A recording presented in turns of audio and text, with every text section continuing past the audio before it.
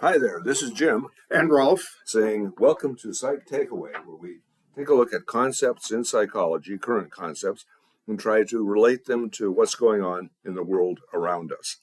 Now, what's going on in the world around us is we did try to take our show on the road today and do our podcast from one of the local coffee shops, but there's an art show downtown.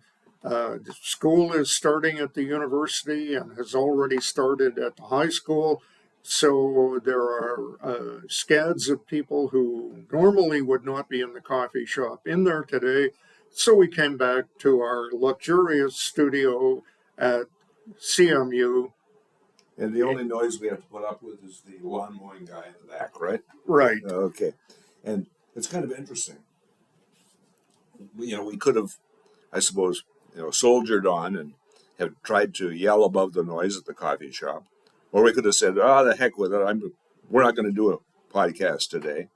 But we're mentally healthy, aren't we, Ralph? Hopefully, yes, we are, definitely. Okay. Now, you've already made the point a number of weeks ago that we're not normal. Yes, and statistically, we could argue that there is no such thing maybe as normal because, the curve has very few people right at the norm. Right. So there are some people that are above normal and below normal, right? Yeah. And some days we're above normal and some days we're below normal. Okay. But we can all be mentally healthy even though we're not normal in the statistical sense. Okay. So we didn't get angry. We didn't get frustrated at the inconvenience of having to move to the university and do the podcast from the 112 degree room. Actually, it's a lot cooler today in here, isn't it? It is. It's much more comfortable. And that's been like a sauna in here for weeks. So what are some of the things that go along with good mental health? Well, one of the things, Jim, that we know from research is that people who are mentally healthy do not get bowled over by their own emotions. What do you mean by that? Well, for example, they're able to exercise their best judgment to master the situation rather than let the situation master them. Okay. So our best judgment was to come to the office and get some quiet. Yeah. Well, good point. Okay. And when you and your wife were teaching here at the university, you were teaching in the English department, right? Right. Okay. And you were not, well, I can't say that you were fired. Your contract was not picked up. Yeah. Okay. That could be devastating for some people. We were adjuncts, and basically what they said was that adjuncts serve at the pleasure of the university, and we're reducing the number of adjuncts, and you guys are one of the 20 adjuncts who are not selected to have a contract. Okay. Now, that could be really crushing because you and your wife, your whole identity, or a lot of your identity, was tied up with your excellence as teachers. Right. And one of the things then that we went home and we cried a little bit, and then we said, okay, what are we going to do? And we could have gone out and sought other university jobs or community college jobs, but we ended up saying, we want to travel. We can't afford to take luxury cruises around the world, but maybe we can teach somewhere internationally. Yeah. And so we ended up teaching for 2 years in China. That was probably a pretty interesting experience. It was a wonderful experience, and it taught me a lot both about China and about myself. Okay, so the first thing that we want to stress here is that people who have good mental health aren't just plain bowled over by their emotions. Your first emotion was either anger or probably anger. Yeah. It being not offered the job. Okay. And we see angry people sometimes doing things, that are not very, Mentally healthy. yeah. Yeah. Okay. The second thing that I get in here, Ralph, is that this was probably disappointing too. Yes. But you were able to take the disappointment in your stride. And remember that trite saying about if life gives you lemons, Make lemonade. you and Karen did that, right? Right. Okay. And the other thing that goes along with this is that many people say, I don't want to work for somebody else. I want to be my own boss. I'm going to start a business doing X, whatever X is. Uh-huh.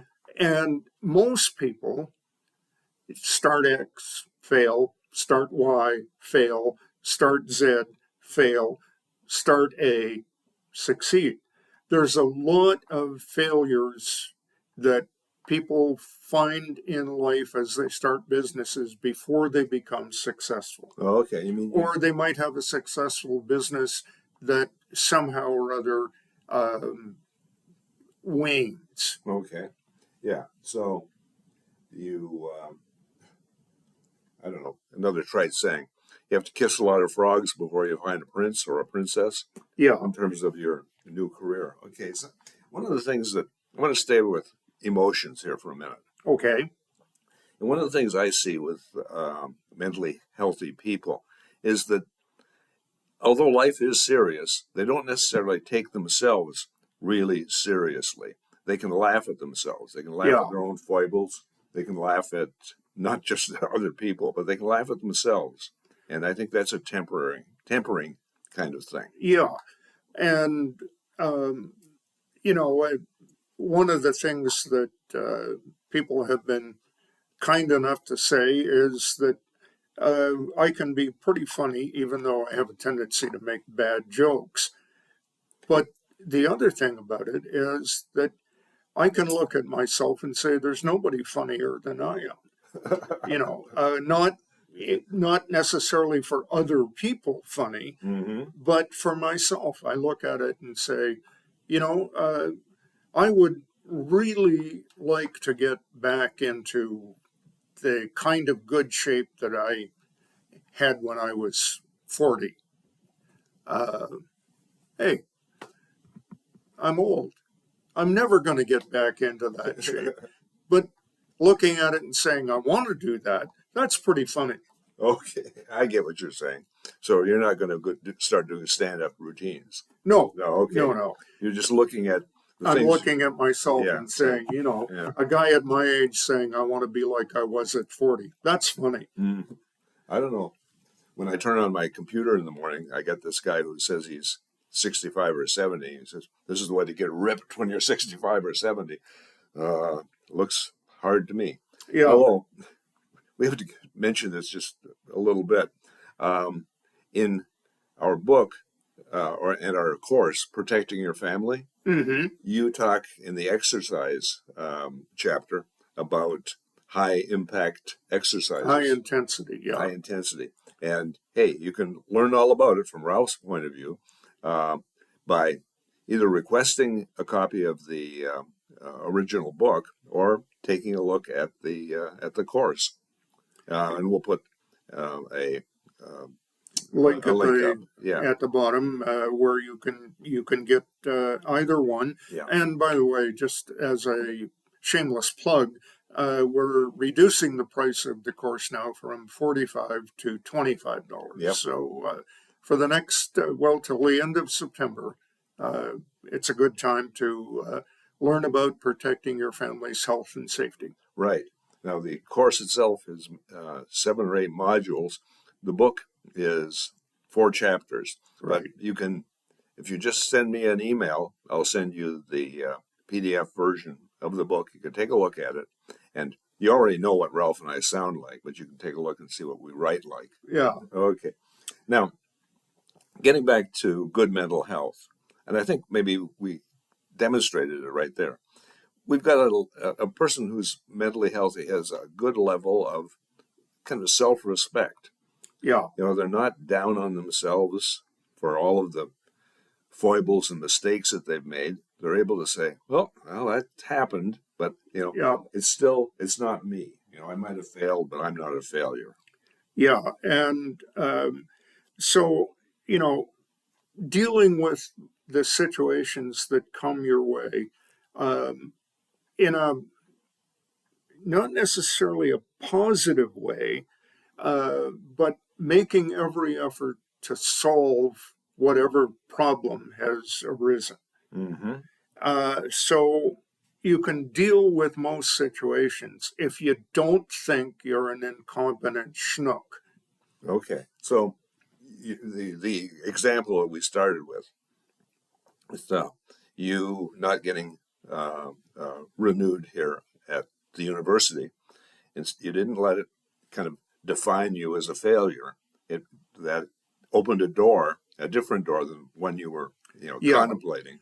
And so we went to China, and then when we came back from China, uh, we had the opportunity to teach overseas again, but it would have been in Saudi Arabia, and we decided for a variety of reasons having to do with that culture that we didn't want to go and do that. So we ended up teaching at other institutions. So I had a 10-year career after China teaching at other institutions. Okay, yeah, and there's quite a variety there too. You taught at a um, Native Native American college, college. local community college, and business, a private business school. Yeah. So, a variety of experiences, and also each of them offered their own challenge. Hmm. So you continued to grow, and then you grew into TED Talk psychology, where we had to learn how to do some things. And psychology takeaway, We where had we to, continue to learn, and then also offering the CE courses for healthcare people or other interested people who want to take a CE course. yeah, and our meditations up there on our YouTube channel. Okay, so there is life after China.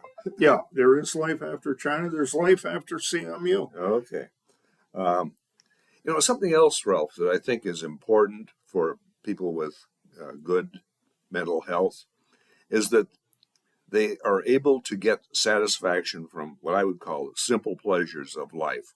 Now, we've talked before about taking a walk at Deerfield Park, or, Yeah, you know, yeah, taking a walk in nature, going out to one of your local. We have, for example, a place here outside of Mount Pleasant called Sylvan Solis, which is kind of a walking park, but it's a natural environment of about 400 acres, hmm. and people can go and just walk around in it. And there are deer, there's lots of other wildlife. So, it's an environment where you can basically say, I'm enjoying the pleasures of being in the natural world. Yeah. And if you don't like to walk, you can be like me and you can sit in the back deck of my house and watch the birds and watch the deer and Right, watch the possums and raccoons right. and even a badger. Yeah. And in my case, at home, I get to watch the squirrels, the rabbits, and although I'm in the city, every now and again I see Rocky Raccoon. Uh-huh. Now, having being able to take pleasure in simple things. You don't value your friends because they drive a Cadillac and have a bigger boat than you do. You value your friends because they're friends, and you're able to have long lasting relationships with friends. Hmm. Okay. Yeah. And that would be another characteristic of good mental health. Now, let's see, when did you and I become friends, Ralph? Well, we basically grew up in the same town, and I think from what our parents told us, we spent time in the same playpen when we were 3. I think we became pretty good friends through Cub Scouts and Yeah. other church activities when Okay. we were 5 or 6. Yeah. So we got to know each other when we were 3 years old in Mrs. Purdy's preschool, right? Right, Okay. And we've been friends for a long time. a long time. Okay. More years than I care to contemplate. Almost 80, Ralph. Yeah, Okay. So the ability to have and maintain long-term friendships. Now, you and your wife are going to go to a high school reunion, her high school reunion. Do you think she's going to have some friends from 50 years ago? I think so. She's Yeah. already made contact with a couple of people online who she knew then, and they're all saying, we're really looking forward to seeing you at the reunion. Mm-hmm. Now, Yeah, I went to my. between you, me, and the gatepost, I probably have no interest in going to what would be my 65th high school reunion.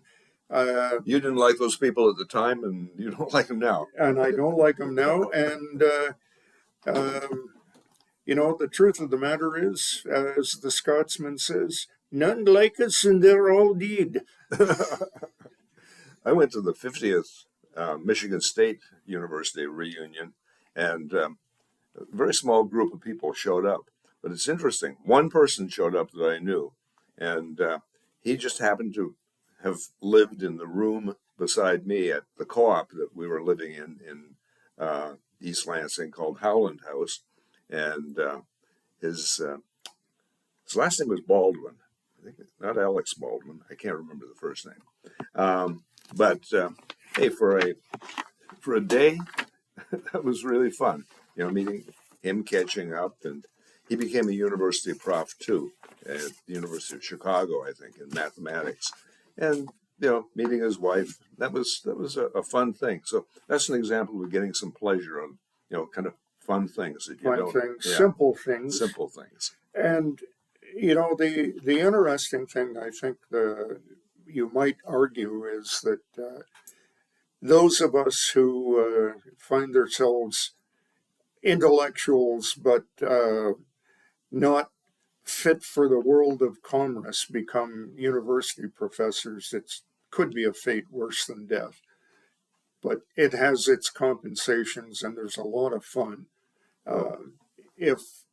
If teaching paid adequately, I would encourage more people to go into the teaching profession because it's a wonderful life, but the truth of the matter is that in North America, teachers are seriously underpaid. Well, I suppose that's true.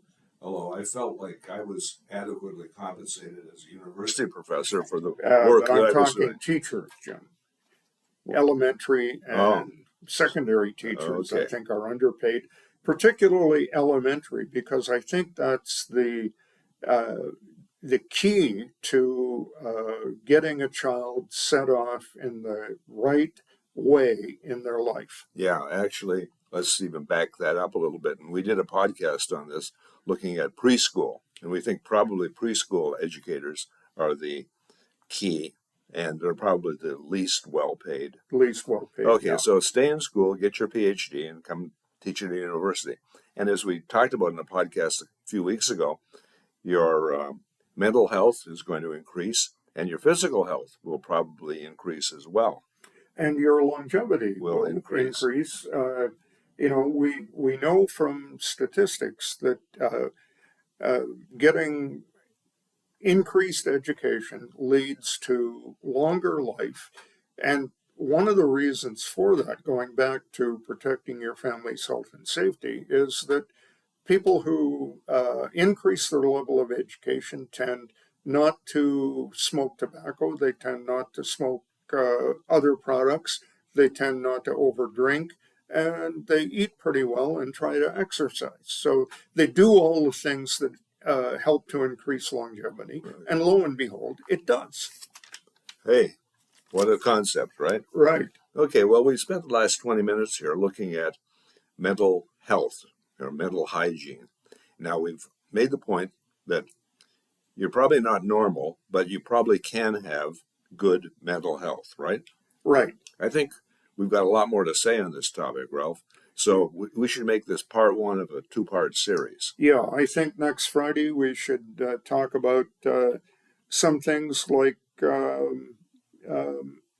doing something with your problems. Let's leave that till next week. Okay, until next time then, this is Jim And Ralph, saying, keep your stick on the ice because we're all in this together.